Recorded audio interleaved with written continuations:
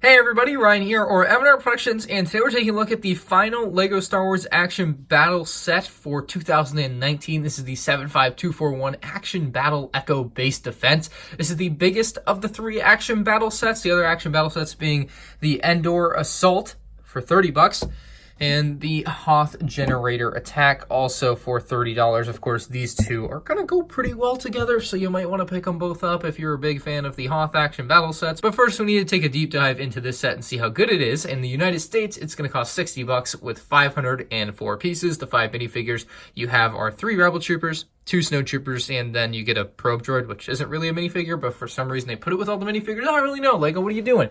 The box art, of course, is the new 2019 box art. You know how it looks by now. If you've seen any of my other videos, if you haven't, you should probably check them out. But of course, the box art is beautiful. I love the all-white look with the nice LEGO studs and bricks kind of built into it. You have a nice box design on the back, kind of showing the set on what looks like a light blue wooden table. I don't know. It's a weird design on the back of the box for these sets, but it shows off all the features adequately, which is what they really are going for there. So you can get an idea of what the set is going to do for you. The set is built entirely with one instruction manual, so you're not going to be able to build side by side with a friend if that's what you were looking to do. This might not be the set for you. The first 2 minifigs in the set are a pair of Snow Troopers who are exactly the same. They are the newer version of Snow Trooper, so if you've got a Snow Trooper within the last few years, you probably have one that is similar, if not exactly the same as this one. It's a really clean design.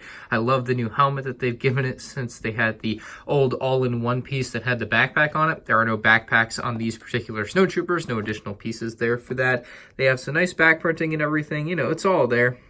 Get a nice look at that. The front print is pretty clean as well. I like the dark tan hands for gloves or whatever. And removing the helmet will reveal the classic angry clone, or in this case, angry Snow Trooper face. The set includes 3 different Rebel Troopers. The things differentiating them are their faces. The regular helmet and prints are the same there. You can take a good look at this particular figure. We'll just show the faces off on the other figures. But this is a nice older character with a nice beard and everything, so I like getting this character in this set. It's a nice exclusive face print, I believe. Kind of looks like an old Captain Rex, but you know it's not because just isn't. He wasn't on the Battle of Hoth, but that's that figure. Bringing over this other Rebel Trooper from Hoth, you just get a more standard Rebel Trooper face there. Nothing really special about it. Removing that, no second face. And if you take the goggles, you can put them on the front of the helmet hat piece that they wear, like that. But I always thought that looks dumb, so I never personally do that. It's just, those are way too big and bulky, and LEGO kind of screwed those up, in my opinion. I wish they would redesign them. The final Rebel Trooper, though, is where the real fun is, though. I think he has the coolest face out of all the characters. He just has this nice scared look. I mean, this character is nice as well, but, like, you can't beat like a shocked looking face. Like, that's pretty cool looking. You also have another face on the backside that is just a nice smile. So that Rebel Trooper is probably my favorite of the 3, but I could also see you guys picking the old guys your favorite. I wouldn't complain about that. Let's move on to the actual set itself and take a look at all the features. So here is everything minus the minifigures laid out in front of you. You can see you have the Hoth turret, you have the Hoth Echo base, basically the wall, really. There's not much of a base there. The door. You also have a turret, or a spring-loaded shooter for the good guys. You have your spring-loaded shooter for the bad guys. You have your probe droid and a little kind of snowbank for it with a little extra gun there for another Snow Trooper. And then, of course, on the right, you have the wackiest looking LEGO AT-AT ever, which we'll get to. But first, we're going to go left to right here. We're going to start with the Echo base and the little door there. You, of course, have the turret on the left, which is actually a pretty decent design. They were able to get it to also come in at a 45-degree angle to the base, or vice versa. The base is at a 45-degree angle to the turret, whichever way you want to put it. But it actually makes for a nice little bit of design where everything's not as linear as it would be otherwise, which I actually quite like. Like, it just gives it a little bit more depth that wouldn't be there otherwise. Now, you can say there are some obvious deficiencies with this design, and I would agree. It's basically the front of it's just half, and then the top's missing. But hey, this is obviously not designed to be an accurate representation of what this is. It's like it's loosely based off it, and then, you know, there's some liberties here and there. So you can take one of your Rebel Troopers here, you can place him on top on the tiles there. He's not going to stick in at all because he is going to fly out later when we do some testing with those spring-loaded shooters. But for now, you can just have him lay back, relax, and he's got the right face on, so he'll be ready for battle. There is obviously this, which is what is going to be getting pushed on when we shoot the spring-loaded shooter at it, so we'll get to that. You'll see that later. This doesn't open or anything. You can't put a figure inside underneath, but That's basically all you have there for the turret. Just a very simple design. The door itself is black with the blue target on there. There's also a blue target up here where you can actually place another figure. And the way that's going to work is if you have a figure there and the target gets shot, it pushes the figure out pretty simply. Take a figure, sit him down on top there, and he can just kind of sit there. You can get him a weapon if you want. It does include a weapon for him, so you'll be just fine if you need one. Again, that's just going to push him right out when we do shoot it. Nice little spot up there for him. You also have what is basically a sniper tower for a minifigure, just same control panel that we saw on the turret there. You can take a minifigure, stand him in here. He actually gets a little bit of additional help to stay where he is because he does need to stay here instead of just falling out. There's not a lot of space there for him to stand, so he's just really barely holding on there for dear life. But when the door gets shot, it's actually just going to fall back, and that's what's going to bring him back all in one fell swoop. Pretty straightforward, just on a nice hinge there. It's actually just barely leaning forward. That's what allows it to stay upright, and then when it gets shot, it's going to fall right back very easily. So this can rotate 360 degrees. It's kind of a lame turret though. Like, you can't really do much. I mean, you can give him his weapon and that makes it a little bit better, but like it's just not a lot of space up there for him to do anything. So it's kind of, it just looks wimpy with him up there. Nothing really additional inside the base. Here you'll find the weapon that I said you had for the older guy. So now everybody is loaded up, ready to own some Imperial AT-ATs, although we know that's not really what happened in the movie. So that's everything on the Hoth part set up. We'll go ahead and test out shooting all the targets just to show you guys before we move on to all the Imperial stuff. So I'll bring over the bad guy shooter here. Looks like this, just has some red accents, pretty much the same as the good guy one, just with, again, red accents compared to the blue ones.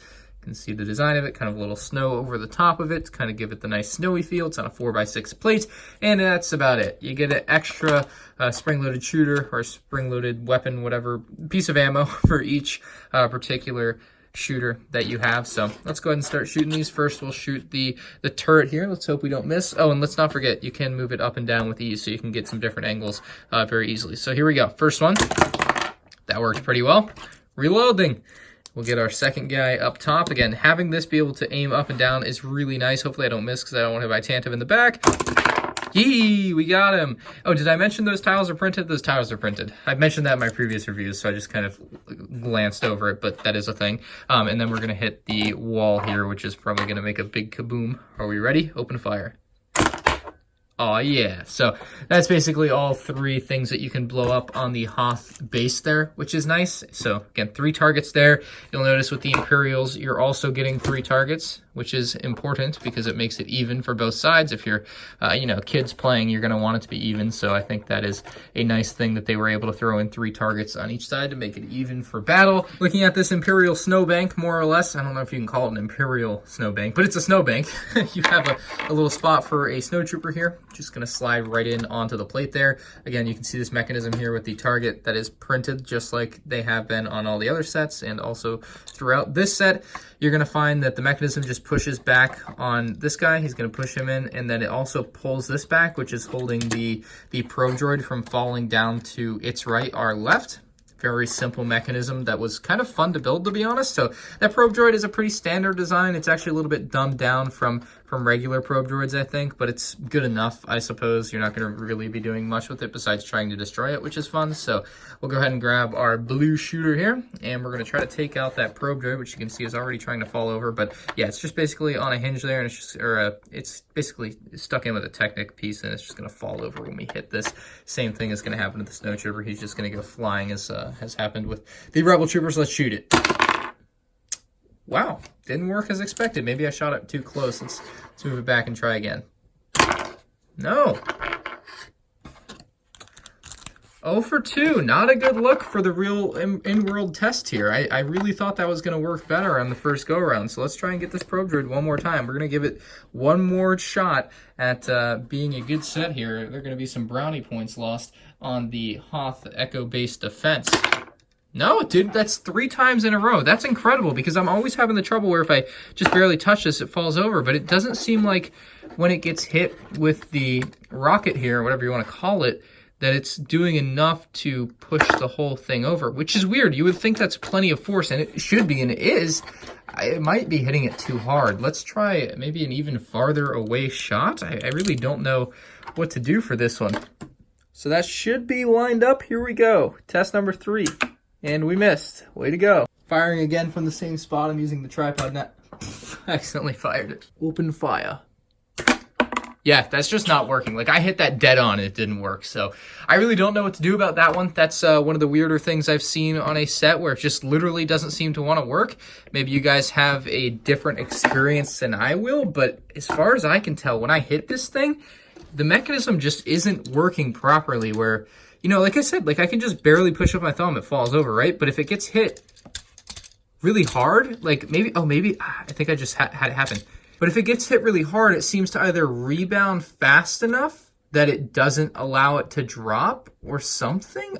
I don't know. It is very odd though. Again, you guys might have a different experience than I will. Like even, dude, I don't know what to do. I literally can't get it to work with the actual shooter. So that's going to be some major points off because, yeah, that's just inexcusable. That has to work. That's unbelievable. Like, wow. But it works just fine. That's weird. All right, we're going to move on from that. That's just a bad thing about this set, I guess, is that doesn't seem to want to work ever for me. Again, your mileage may vary, but I doubt it's going to be much different because all the Lego pieces are the same on every set. Here's the AT-AT, though. This is the point of many controversies in the Lego Star Wars community, I think, right now. A lot of people are hating on this thing. It's really a case of function over form instead of form over function, which is what most people want. This thing has to be able to do a couple of key things here, and they really had to sacrifice a lot of what people would consider to be an accurate AT-AT design to get to that point. We'll start with the head of the AT-AT, which could have been better, let's be honest. This is the part where they really could have done a little bit of a better job. It's a little bit bulky in the front there, but it generally looks good enough. You have the side weapons there. You have the undermounted cannons, or whatever you want to call them. Then you have the red eyes, or I guess the windshield there that the troops can see through. Pretty straightforward for the head of the AT-AT. It only moves up and down, no left to right, which is a bit unfortunate. I think you could have easily put it on one of those single ball hinge joints or whatever, and it would have been able to go in any direction, but hey, whatever, not a big deal to me. On the top here, you have a little gun there for a snowtrooper, where you can actually put a snowtrooper on that tile piece, and this doesn't move very much, but you'll see what I mean. It's still going to work just fine for ejecting your snowtrooper from the top of the AT-AT when you hit this target. Again, it doesn't move very much, but when you hit it hard, it does its job. The rest of the top of the AT-AT is just kind of rounded off with some tiles. You can open this up to reveal the inside, although it's just kind of paneled. I don't know, you don't really need to open it up at all. Like, there's no reason to ever open that, so it's a feature, but it's not really a feature. The legs of the AT-AT are made out of plates, which is weird. They're very thin. It looks awkward. These plates are facing, like, this way, and these plates are not the same way. Like, they just, oh, it looks so weird compared to other AT-ATs. Like, yeah, this is made for kids, so they probably won't notice as much, but I'm noticing it like crazy, and it's kind of annoying that it does that. Like, they should have just made both legs face that way, you know what I mean? I know this is probably the accurate way, but at that point, you just gotta sacrifice it, you know what I mean? So, I don't know, Lego kind of screwed it up in my opinion on that. It just looks so awkward. I wish they would have been able to find a better design to do it with, but what are you gonna do? Anyway, the other snowtrooper doesn't go on here, so we're gonna take our shooter here, and we're gonna shoot down the AT-AT. First, we're gonna hit the target just above it. We're gonna take out that snowtrooper. You guys will see what I mean by the damage being just fine, and he's gone, so that was pretty easy to do. I just slipped a note card underneath there just so I don't damage my table. I'm worried that when this thing falls, it might damage the table, so just a little preventative measure. But basically, there's this cube or block in here that is going to be knocked out, allowing the AT-AT to fall down. Let's go ahead and put that into practice here and see how well it works in the real world. I think I missed a little bit there. Let's take another shot. I just missed barely to the right. I gotta work on my accuracy with these things. Need a laser sight on these. That's pretty good.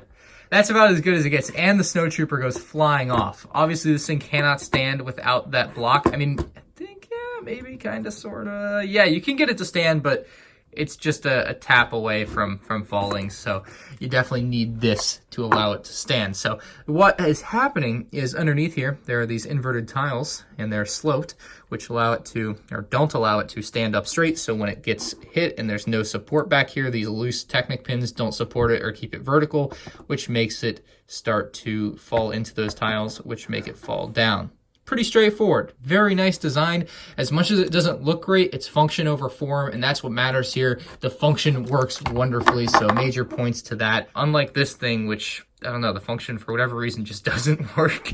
I don't know why, but it doesn't. But anyway, that's everything. Overall, I'm going to give this set an 8 out of 10. The only flaw in this set, or the two flaws, the reason I've knocked 2 points off, are its price. $60 is a lot. It's expensive for what you get here. $60. There's a lot of playability though, so I guess you could kind of work that out. It's basically $10 a target, but $60 I think is too much for 507 pieces and just the generally small designs you get in this set. But if you think it's worth it, I would recommend buying it. If you want to wait for a sale, wait for a sale. If you're looking for something for display, this is obviously not for you. If you want something to play with, this is definitely your set. This is one of the biggest playability LEGO Star Wars sets there have ever been. By biggest, I don't mean size-wise. I just mean by like how much playability you can get out of this is just incredible compared to some sets of the past. The other reason I knocked a point off was the function for the probe droid falling over just didn't want to work with the missiles. When I pushed it back with my hand, obviously it did work, but the missiles did not make it work like you would expect. That being said, the set would go well with the Action Battle Hoth Generator attack, so if you want to get a couple Hoth sets for $90 total, again, expensive, you're probably going to want to wait for a sale, but this will go well side by side. It will add to your Stormtrooper, or rather Snowtrooper and Rebel Trooper army. You get a couple more missile launchers, and you're ready to rock and roll with the complete Hoth Action Battle set. So let me know what you guys think about this one in the comments section below. Let me know also if you guys have this set and your probe droid function is working, because, you know, like I said, or just showed you guys, I tested it like 6 times and I was hitting the dang target and it wasn't working. So I tried it for multiple distances, just didn't want to work. So let me know if you guys have a different experience.